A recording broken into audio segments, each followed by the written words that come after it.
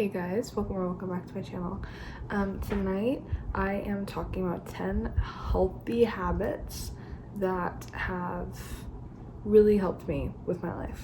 Okay, so I often see some people like make videos like this, and sometimes I question like if they actually do these things or if they kind of just say that they do, because sometimes like it's like those workout videos where like the person doing them has either been doing it for so long that they can't even show you results, or they have something else going on so they don't consume as much food, and so it's like, yeah, do this, but there's no like proof of results, you get me? And then everyone in the comments is like, yeah, I did it for 2 days, didn't end up working out, or like whatever, you know? So anyway, my point is that I feel like some of these videos can be very performative and like they're not actually things that these people do. But these are some simple things, like they don't cost really any money for the most part. They're very like low cost if there is anything. And yeah, I just thought that I could share them with you guys. My first one is sleep logging. I unfortunately am a procrastinator, so unfortunately procrastinating takes up a lot of my time when I could be spending it doing something that I actually should be doing or want to be doing. And sleep logging, the thing is that I get a lot of motivation at night. I don't know what that's about, but I do for some reason. When nighttime is most people's wind down time, for me it's my let's do everything right now, which doesn't work with my life because my work schedule is early in the morning and I'm there pretty much like the whole like good part of the day, as a lot of people say. But anyway, my point is that I've gotten a lot better with prioritization because I've been sleep blogging, and every morning, here's a reference for you guys. Every morning I wake up at 6 or earlier, depending on if I have something to do. Sometimes I shower at night so I don't have to wake up as early, you know, all sorts of things.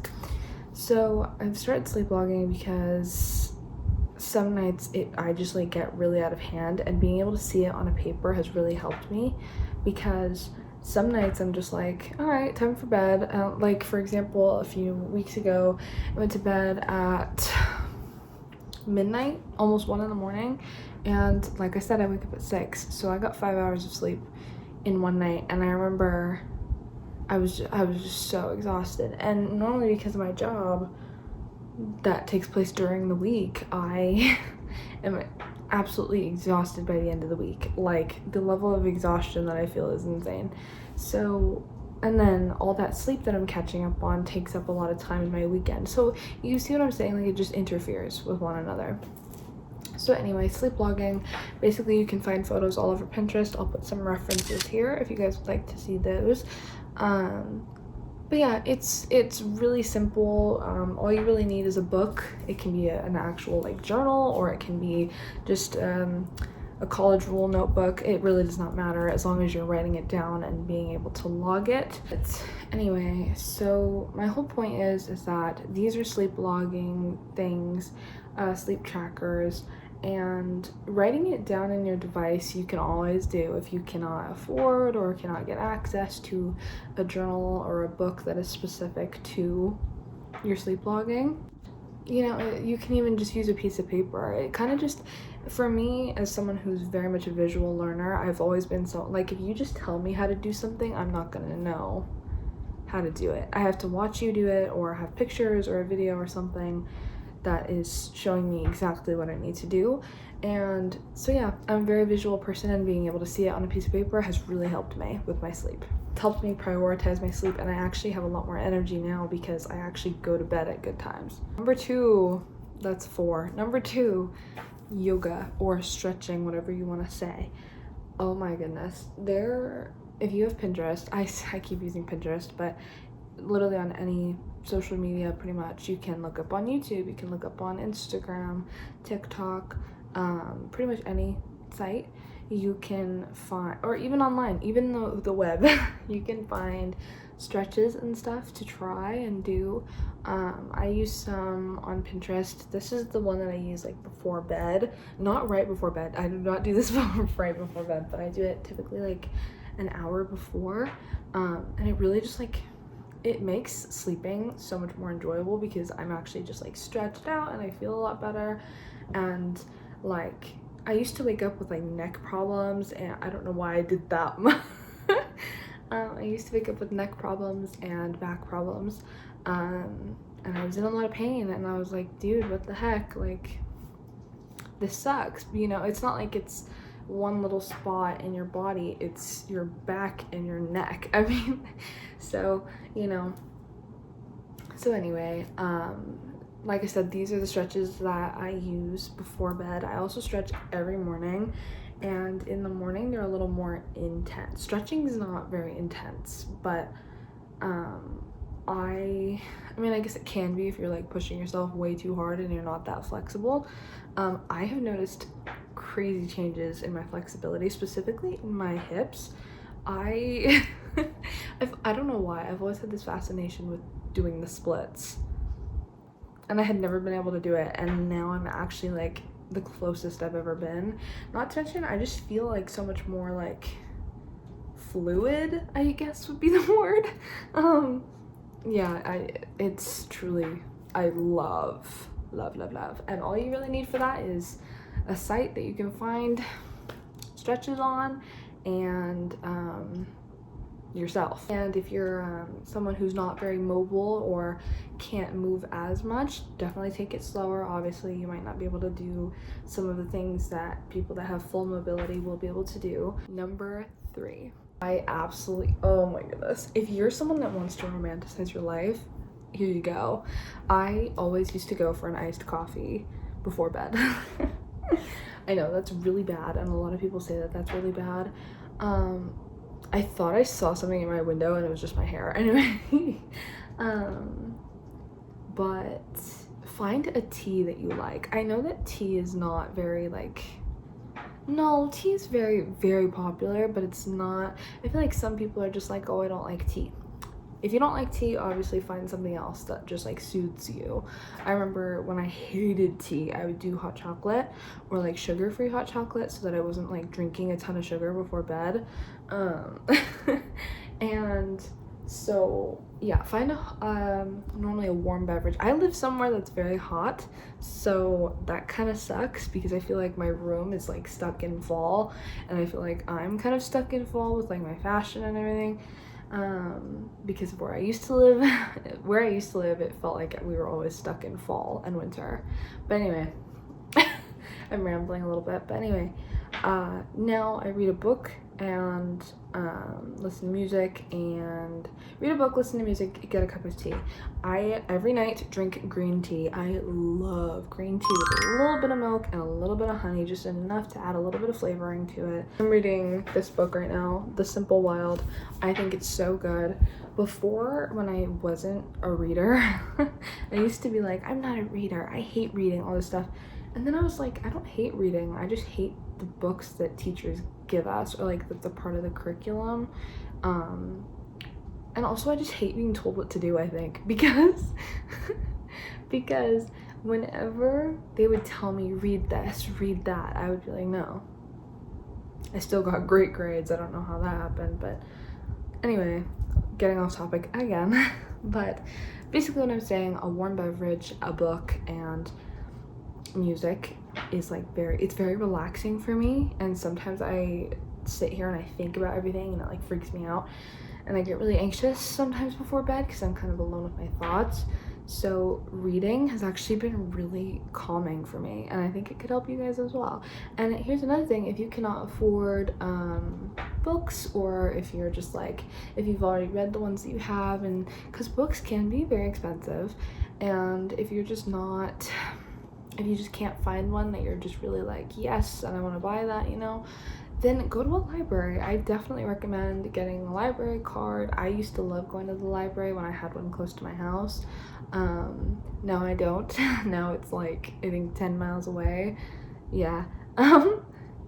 And And yeah, so anyway, go to the library if you have access to one, or you can even sit in, oh, I guess, well, that kind of defeats the purpose. I was gonna say that you could sit in like a bookstore like Barnes and Noble and read, but then again, that like defeats the purpose because you would need it before bed. But anyway, number 4, face icing. That sounds kind of weird. It sounds like putting frosting on your face, but that's not what it is. It's getting an ice cube and literally just icing your face, like rubbing it all over your face. And yeah, so you just grab an ice cube, rub it all over your face while you're washing your face or something. In the morning, it's really nice because it like wakes me up and it kind of like depuffs my face, because when I wake up, my mom used to say this to me. She used to be like, oh, you look like Winnie the Pooh. And because my face would be like really puffy after I would wake up, and I would be like, oh. Like, it wasn't a mean thing. It wasn't. That's not how I took it. But anyway, I thought it was kind of funny. She thought it was funny and sweet, so it was not like a big deal like that. I'm just saying, like, in the morning, it really is nice for like depuffing and stuff. And if you do it at night, do not do it within an hour before going to bed, because whenever I've done that, it just wakes me up and I'm just like, whoa. Speaking my mind is number 5. Okay, this one, oof. Okay, this one can come off in a different way to everybody, but let me explain first. I try to speak my mind as much as possible. Obviously, yes, I do think before speaking. That's a very key part to this. Don't just say whatever's on your mind because you just want to say it. But what I mean by speaking my mind is I do think about what I say before I say it, but I try as often as possible to get my words out in a way that's not like mean, because sometimes there are things that I want to say to people and in my head I'm just like thinking of it in a mean way, not intentionally, it just kind of like comes out like that, and I'm just like, well, I don't want to ruin a relationship because I say something the wrong way. So so I think before I speak, but I try as often as possible to speak my mind, because it is so frustrating just sitting here and taking information from people and just like not having a response. Like, okay, there was a big thing that happened this weekend and I still haven't said anything about it, so this is kind of a habit that I'm learning as we go on, and I think I've been a little bit scared for some reason to say what I need to say to these people. But if I don't say it, then they're just gonna think that we're fine, and I don't want that to be the case. And the more time I let pass, the more that's just gonna be like, why didn't you bring it up sooner, you know? So I needed to I'm realizing now that I need to take care of that, but I've been kind of procrastinating it because I don't like to rock the boat and I really don't like confrontation, but I've been getting better at it, so it's good. So anyway, that, like I said, is a habit that I am actively learning and actively practicing, but it has changed my life in a few ways because it feels a lot more freeing. Like, I felt so anxious before and I would overthink every single thing that I would say, everything. Literally, even if it was just hi, I'd be like, oh, should I say hey with like multiple Y's? Should I say hello, hi? Like, what? Should I add an exclamation point? You know, like, I would literally overthink the smallest thing ever. Number 6. That's 7. 6. I forgot. Hold on. Okay, this one's very big. I looked at my list. To-do lists and timers. Oh my god. This has been such a life changer for me because I am a procrastinator. It sucks. Anyone who procrastinates anything knows that. And my goodness. So I make to-do lists every day for myself. Key tasks that I need to get done, because I think that visualizing it, seeing it on paper is so much easier. Like I'm saying, like, I am very much a visual person. And so being able to see it on a piece of paper is so helpful. And I can cross things out and it's really great. And then timers. What I mean by timers, some nights, specifically the nights that I work nights, I would set timers where I would have to get everything done on my to-do list, obviously with a few exceptions because there's some things that you can't get done in that amount of time, but I would put most of the things on my list and set a timer for an hour, and I had to get everything done within an hour that, you know, like that I had on my list that it could be completed in an hour. And it was so helpful being able to see that clock tick down, and for me to actually visualize and see my time actively moving down and down and down was so helpful. Number 7, outfit planning. This is one that I've done for I think 3 years now, and I try to do it every night. So I outfit plan. I already have an outfit picked out for my birthday event thing that I'm going to that I'm really, really excited for. And you guys can go ahead and check out my Instagram because I will be posting the photos on there.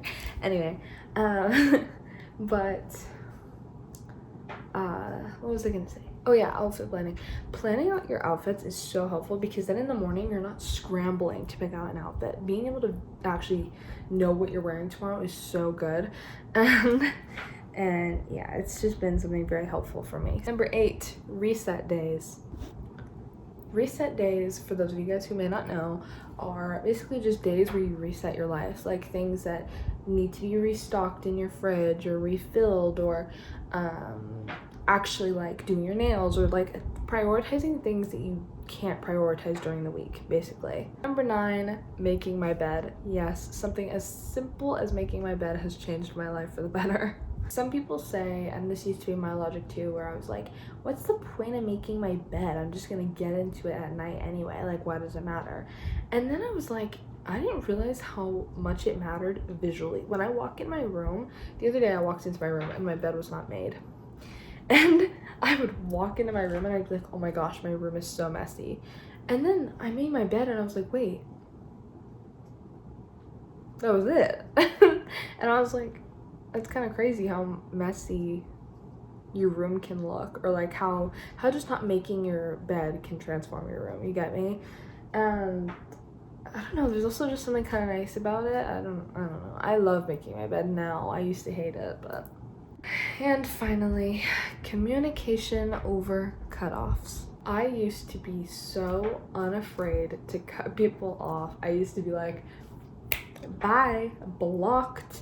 And then I got older and I was like, that's really kind of immature. Like, there are some people that just have to be blocked. Like, there's no going back. Like, there's no communicating at that point. Like, you have to block them. But I think that communication is so important, and I've started to value it more because I like when people communicate to me. So why should I not communicate to others? You get me? So communication over cutoffs, simple. Basically just talk things out. Don't just be like, I'm gonna cut you off just like that just cause.